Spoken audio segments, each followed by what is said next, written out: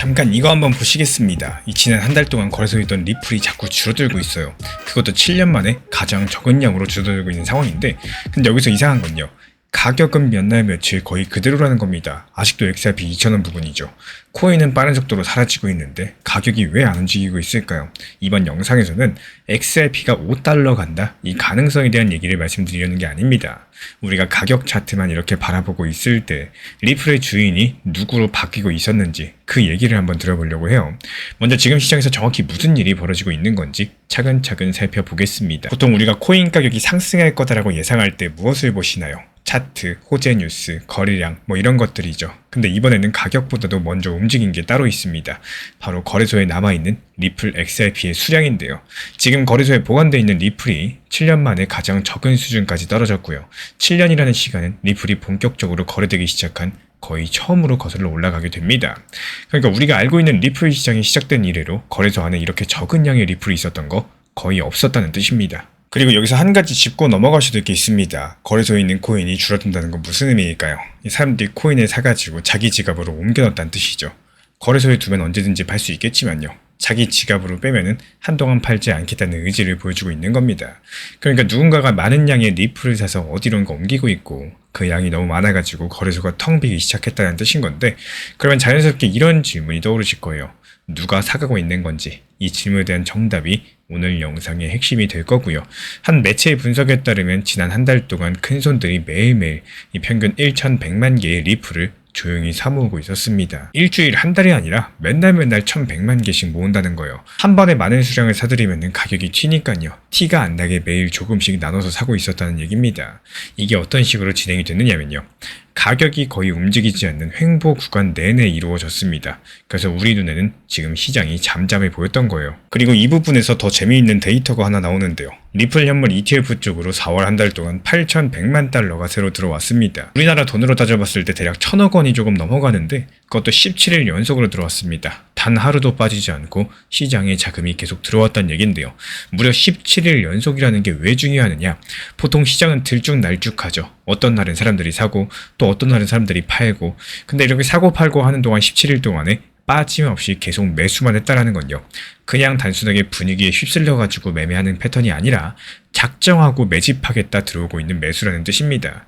그 중에서도 비트와이즈라는 운영사가 눈에 띄고 있는데요.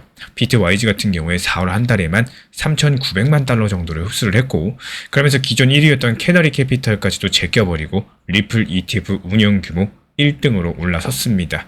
4월 한 달 만에 순위가 뒤집힌 상황인데, 그리고 리플 ETF 전체 운용자산은 12억 9천만 달러를 넘어선 상황이고요. 솔직히 저도 이 숫자 처음 봤을 때 잘못 본 줄 알았어요. 아니, 가격이 횡보하고 있는데 지지부진하고 답답한 이런 상황에서 오히려 수면 아래에서는 이 정도 규모의 자금들이 움직이고 있었다는 뜻이니까요. 그래서 이쯤 되면은 한 가지 의문이 더 생기실 겁니다. 아니, 그럼 왜 하필 지금일까요? 리플은 몇 년 동안 그 자리에 있었는데 왜 다른 때도 아니라 4월 달에 이렇게 큰 자금들이 들어오고 또 큰 손들이 매일매일 매집을 시작하고 있는 걸까요? 이 질문에 대한 답을 하시려면은 가격이 아니라 일정표를 보셔야 됩니다. 이 기관들 같은 경우에 차트보다 일정표를 더 꼼꼼히 보죠. 언제 어떤 제도가 정리가 되고 언제 어떤 도구가 새로 깔리는지를 보고 또 그 직전에 들어옵니다. 리플 시장의 일정표를 펼쳐보시면 지금 정확하게 그 시점이 맞아떨어지고 있어요. 먼저 미국 쪽의 규제 얘기입니다. 미국의 상원의원 신시아 루미스가 최근 본인 SNS를 통해서 이렇게 밝혔는데요. 지금 논의되고 있는 암호화폐 시장 구조법, 그러니까 클래리티 법안 안에 들어있는 개발자 보호 조항을 보완하는 작업을 하고 있다고 합니다. 불법 자금과 관계없는 개발자들은 안전하게 보호를 하면서 진짜 불법 행위자들은 처벌받게 만들겠다는 방향성인데요. 비슷한 시기에 미국의 법무장관 대행 토드 블랑시도 다른 사람들의 범죄 행위를 돕지 않는 개발자는 기소되지 않을 거다라고 못을 박았습니다. 이게 왜 중요한지 풀어드려 보자면은, 그동안 미국에서 코인을 만드는 개발자들 불안에 떨었었죠. 잘못하면 기소될 수 있기 때문에 그렇습니다. 그래서 미국 안에서 코인 사업을 하는 게 위험했었고, 기관들도 이런 회색지대에 큰 돈을 넣기가 어려웠습니다. 근데 이 안개가 걷히기 시작을 했다는 거고, 기관 입장에서는 명분이 생긴 거죠. 여기에 또 한 가지 결정적인 일정이 있었습니다. 5월 1일 코인베이스가 기관용 선물 결제 도구를 새로 도입할 예정이다라고 알려져 있는데요.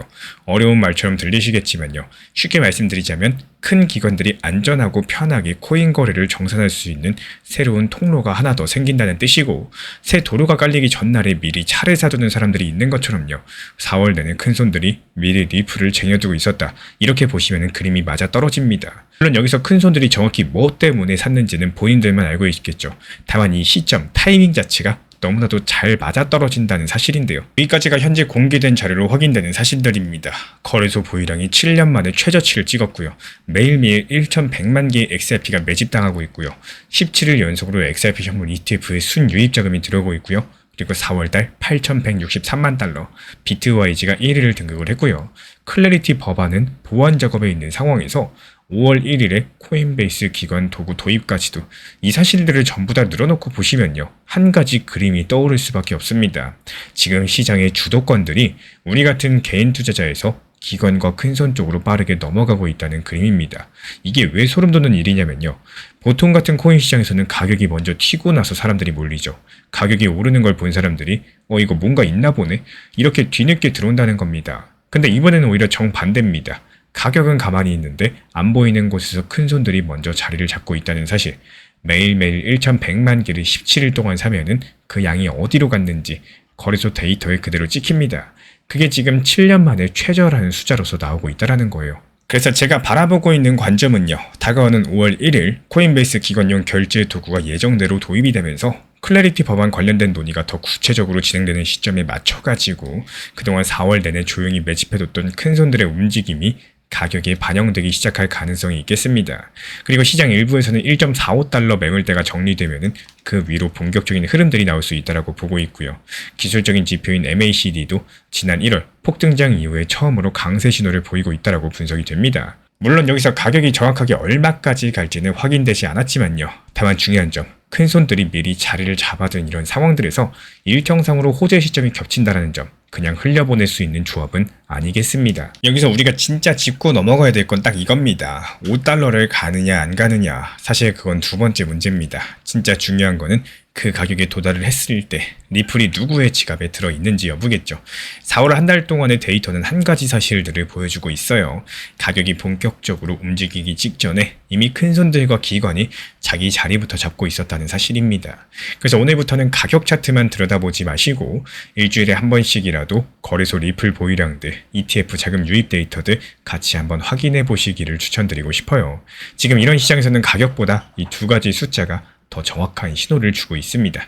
거래소의 리플은 7년 만에 가장 적은 수준까지 줄어들었고요. 그 줄어든 양이 큰손과 기관 쪽으로 옮겨가고 있습니다. 가격은 가만히 있지만 시장의 주인공은 조용히 바뀌고 있고요. 또 그 변화는 4월달 ETF 자금 흐름들, 5월달 일정표 위에서 점점 더 또렷해지고 있는 상황입니다. 그러니까 우리가 진짜 보셔야 될 거는 5달러라는 숫자가 아니라 그 숫자에 도달을 했을 때 리플이 누구의 지갑 안에 있는지 여부겠죠. 그럼 여기서 한 가지 질문이 남습니다. 5월 1일 코인베이스가 기관용 결제 도구를 정말로 예정대로 도입하는 그날 시장에서는 정확히 어떤 일이 벌어질 수 있을까요? 그 얘기는 다음 영상에서 이어가지고 풀어드려 보도록 하겠습니다. 매수를 하실 때 지금 못 사면 큰일 난다, 이런 생각으로 매수를 하시기보다는요, 지금 못 사도 괜찮다, 이렇게 좀 여유 있게 접근하는 것들을 추천을 드리고 있습니다.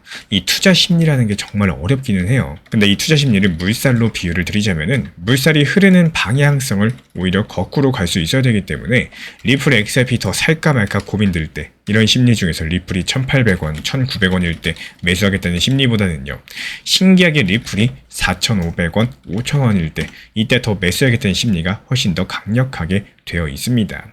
즉 고점에 추격 매수를 하고 싶은 게 대부분의 사람 심리라는 거고, 이런 시점에서 잘 생각해 보셔야 되는 건 더 상승해서 이제 못 사는 거 아닐까, 이대로 그냥 급등해 버리는 거 아닐까, 이렇게 조급함들, 이게 결국에 투자에 있어가지고 가장 큰 적이 될 수밖에 없습니다. 지금 못 산다? 그렇더라도 차라리 3개월, 6개월 뒤 하락했을 때 내가 원하는 구간까지 기다렸다가 그때 기다릴 줄 아는 심리들을 더 키워나갈 줄 아셔야 된다는 말씀을 드리고 싶습니다. 실제 리플 정보방에서도 마찬가지였죠. 제가 운영 중에 있는 리플 커뮤니티에서는 단기 고점과 단기 저점에 대한 안내를 드리고 있는 이유, 4,850원에서 매도 타점을 말씀드렸던 이유, 그리고 실제 매도까지도 체결되면서 수익을 실현했던 이유들, 이게 결국에 리플 흐름이 좋을 때는 더 상승하는 게 아닐까, 이런 심리가 있을 수 있겠지만요. 이 심리를 얼마나 잘 억제를 하고 또 저점에서 다시 한번 매수할 수 있는 욕심보다는 실속을 챙길 수 있느냐, 이 차이가 결국에 시간이 지나면요, 이 기다릴 수 있는 매매 방법 패턴을 익힐 수 있게 되는 거고, 결국에 저점에서 사고 고점에서 팔 수 있는, 리플이 쭉 상승한다라고 했을 때 사고 팔고를 반복하면서 눌림목 매수, 또 고점 매도, 또 눌림목 매수, 이렇게 지속적으로 도움을 드릴 수 있는 이유이기도 하겠습니다. 리플 전용 커뮤니티 입장 원하시는 분들은 현재 보이시는 번호로서 문자 신청 남겨주시면 입장 도움 드리도록 하겠습니다. 최근에 시장이 너무 답답하다 보니까 정보방 입장에 대해서 문의 주시는 분들께서 많아지셨어요. 먼저 제일 중요하지만요, 제가 안내드리는 모든 정보방은 업비트, 빗썸, 현물 매매로서만 안내 도움 드리고 있습니다. 지금 화면에 보이시는 번호나 혹은 댓글 링크에 있는 신청란을 통해서 신청 주시면은 안내를 도움 드리고 있고요. 이 세 가지 방 중에 필요로 하신 방을 체크해서 신청 주시면은 필요로 하신 방에 맞춰가지고 입장 안내 드리고 있습니다. 먼저 리플 전용방 같은 경우에 리플에 대한 중요 이슈, 그리고 리플에 대한 단기 저점과 단기 고점, 중장기적으로 보는 중요 타점 같은 핵심 내용에 대해서 안내드리고 있기 때문에 영상 시청해주시는 우리 구독자분들께서 리플이라는 코인이 장기적으로 좋다라는 건 알고는 있지만 현재 같은 시장에서는 많은 답답함을 느끼시는 분들께서 정말로 많이 계실 거라고 생각을 합니다.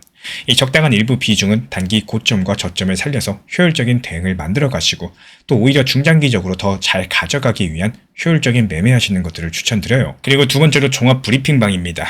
장기적으로 보기에 좋은 코인들과 현재 시장 흐름에 대한 중요 시장 이슈들, 브리핑 내용이나 리플에 대한 방향성, 락업 해제 일정과 여기에 따른 움직임들에 대해서 안내드리는 종합적인 방이다, 이렇게 생각해 주시면 되겠습니다. 그리고 마지막으로 단기 종합방 같은 경우는 말 그대로 단기 종목들에 대한 타점을 안내드리고 있는 방입니다. 이 단기 종목은 말 그대로 단기 종목답게 접근을 하셔야 되는데 욕심으로 인해서 타점을 너무 높게 잡아가지고 수익 실현을 못하거나 아니면 눈치 보기 매매를 하다가 이렇게 수익 실현의 기회를 놓치셨던 기억이 있으신 분들, 지금 시장에서 정말 많은 상황인데요. 항상 비중 조절이 중요하고요. 매수와 동시에 목표 타점을 걸어 놓으면서 현실적으로 봤을 때 내 것으로 만들어서 마침표까지 잘 찍는 게 단기 매매의 핵심이다 생각을 해요. 단 여기서 중요한 거, 아무리 내가 좋아하고 시기가 좋고 스스로 괜찮다고 판단하셔도 몰빵 매매는 정말 위험하기 때문에 매번 말씀드리는 비중 조절 원칙 매매로 접근하시는 게 가장 중요합니다. 끝으로 항상 말씀드리고 있지만요, 저는 업비트, 빗썸, 현물 매매에 대해서만 안내를 도움드리고 있기 때문에 절대로 해외골에서 선물 매매에 대한 고위험 리스크 매매에 대해서는 언급조차 드리지 않고 있습니다. 무조건적으로 업비트, 빗썸, 이렇게 현물 매매로 필요하신 분들께서만 입장 신청 주시면은 안내 도움 드리도록 하겠습니다. 이 빠르게 가는 것보다 중요한 건요, 꾸준하고 길게 가는 게 더 중요한 투자 시장이다, 이렇게 생각을 해요. 건강한 비중 조절 원칙 매매 활용하시기를 늘 응원드리겠습니다. 이 리플 XRP의 매수 매도 타점은 순간의 판단이 전부예요. 그래서 우리 신사 채널에서는 시장의 숨결 하나하나까지 놓치지 않고자 모든 흐름들 실시간으로 모니터링 중에 있습니다. 이 단기 반등 구간이 열리는 순간 그 찰나의 기회 타점을 우리 구독자분들께 바로바로 전달드리기 위해서인데요. 우리 신사 채널을 이미 구독해주신 분들 중에서 실시간 커뮤니티방 참여를 원하신다면 지금 보이시는 번호로 문자 남겨주시면 되겠습니다. 이 혼자서 불안하게 바라보는 시장이 아니라요, 함께 흐름을 읽고 움직이는 경험들을 선사해 드리도록 하겠습니다. 제가 안내해드리고 있는 코인 신사 채널 멤버십 전용방에 대해서 짧게 설명드려 보도록 하겠습니다. 리플, 암호화폐 시장에 대한 중요한 이슈, 그리고 브리핑이나 시장의 흐름에 대한 전문적인 분석 내용 설명과 함께 차트상의 기술적 분석, 온체인 지표와 투자 심리에 대한 내용들을 같이 안내 도움 드리고 있고, 가장 중요한 투자 심리를 컨트롤하기 위해서 포트폴리오의 구성에 대한 노하우, 투자 심리 컨트롤에 대한 내용도 같이 안내 드리고 있습니다. 코인 신사 스터디 멤버십 가입하신 분들께서는 아래 번호 혹은 신청 링크 통해서 남겨주시면 제가 연락드리고 있고, 안내 설명과 함께 신사 채널 리플 전용 멤버십 방에도 입장 안내 설명드리고 있습니다.